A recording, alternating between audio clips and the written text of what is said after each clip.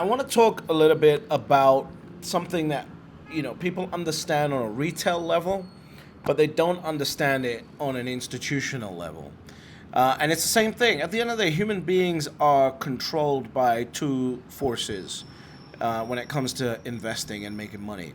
Force number one is greed. Force number two is fear. It's as simple as that. There is nothing more that drives human beings when it comes to investments. Greed and fear, period.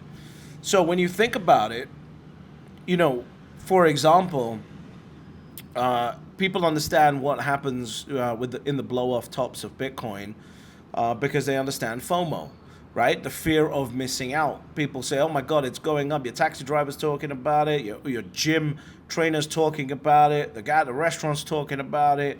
Your doctor's talking about it. Everyone's talking about it, and suddenly you say, "Hey, maybe I should get a little bit of Bitcoin," and suddenly you have that blow-off top that the institutions sell into, or smarter buyers sell into, right?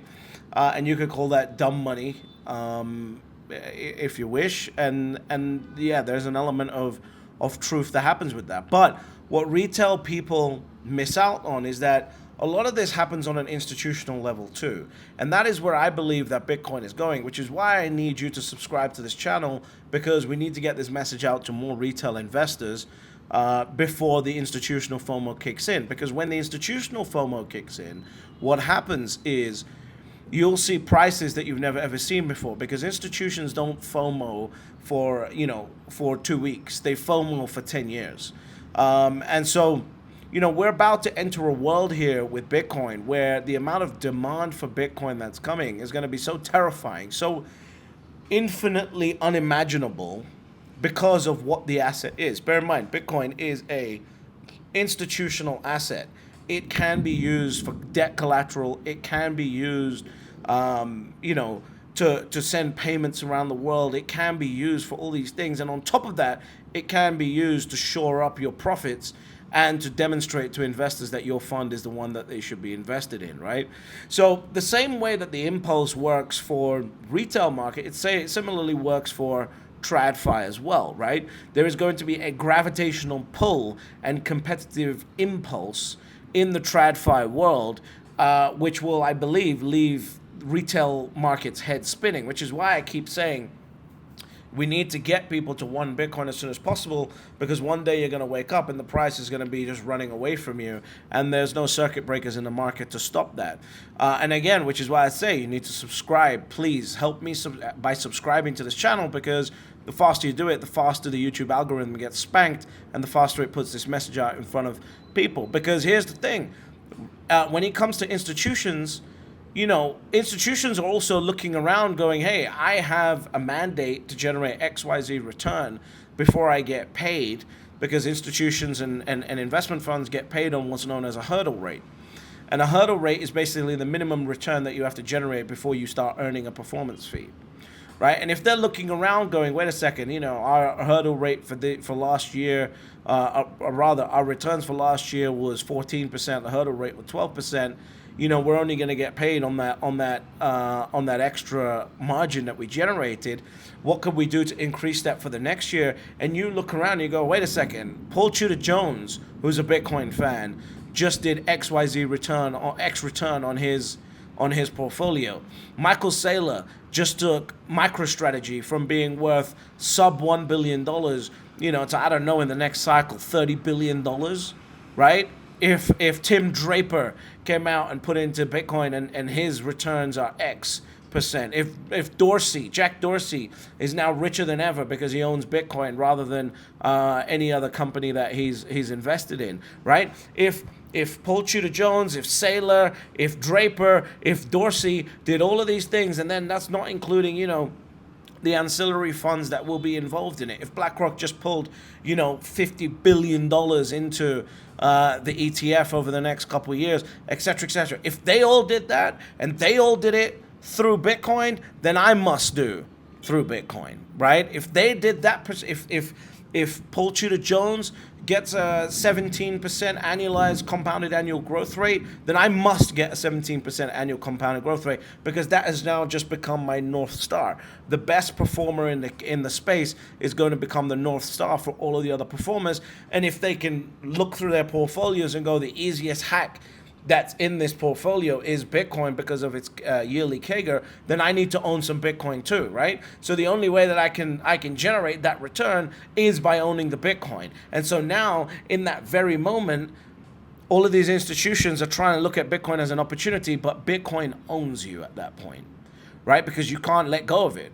Once you own it, once the mind virus gets into your mind, you know how many people in retail, you're watching this, you might have had this situation where you finally understand and it clicks what Bitcoin is, and suddenly you can't get enough of it. Why? Because that's what scarcity does to you. Scarcity attracts you like moths to a flame.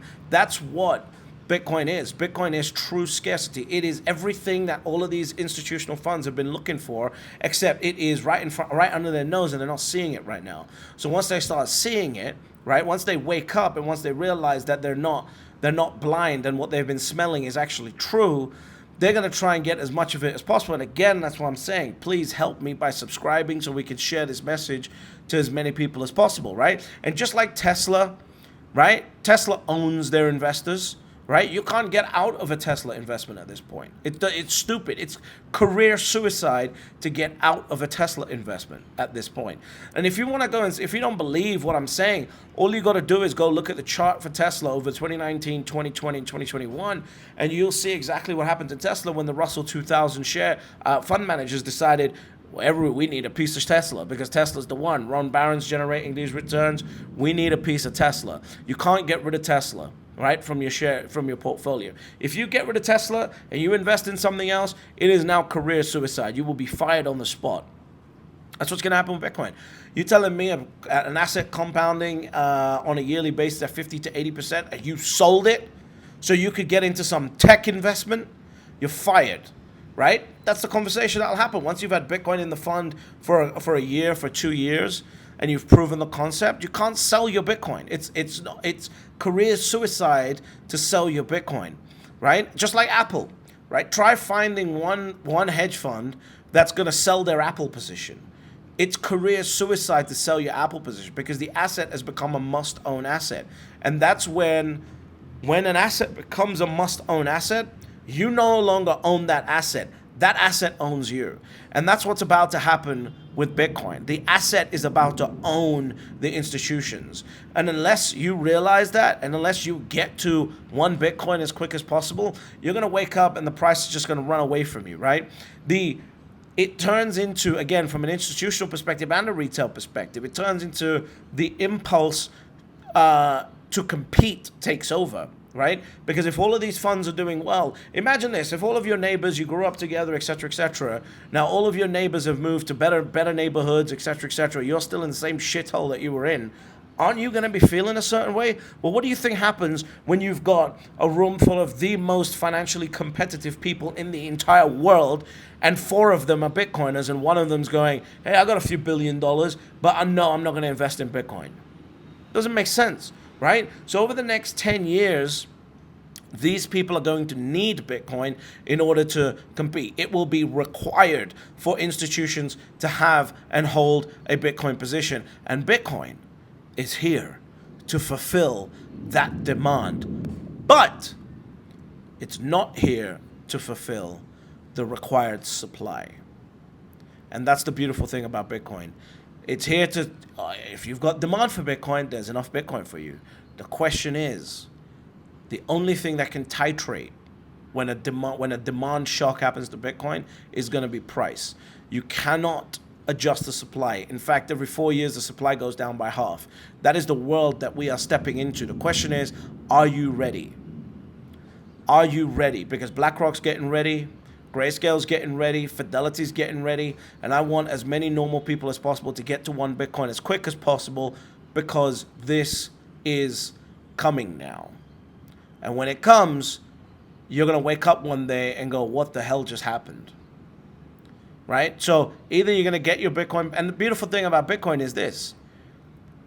there is actually, your proof of work is evident in your holdings. Either you have your 1 Bitcoin or more, or you don't. Either you have X amount of Bitcoin or you don't. And no matter what happens in the future, you will never ever be able to secure that position unless you have a miraculous event, a miraculous liquidity event that you turn into Bitcoin in the future. Like my dad, who bought a bunch of properties when he was younger in London. I can't go and buy those same properties. I can buy properties, but I can't buy those same properties, right? Whereas with Bitcoin, you can't get the same amount of Bitcoin. I can buy 10 properties. I can't buy the same 10 properties, but I can still buy 10 properties. You can't. And by the way, this is global, because let's say my dad bought, 10 properties in the heart of London in Knightsbridge, for example, like Manhattan, right?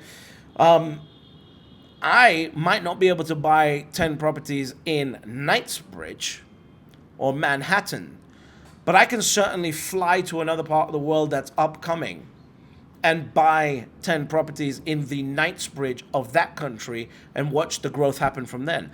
But this is global. If you're in France, and you're in the United States, and you're in Dubai, and you're in Singapore, and you're in Panama, and you're in Australia, no matter what you do, if you miss the boat, you cannot get to the same amount of Bitcoin that you can buy today once the price starts moving up, especially once this institutional FOMO gets in. That's why I'm trying to get people as quick as possible to understand the urgency of an asset that is truly final in its supply. The finality of its scarcity is extremely important.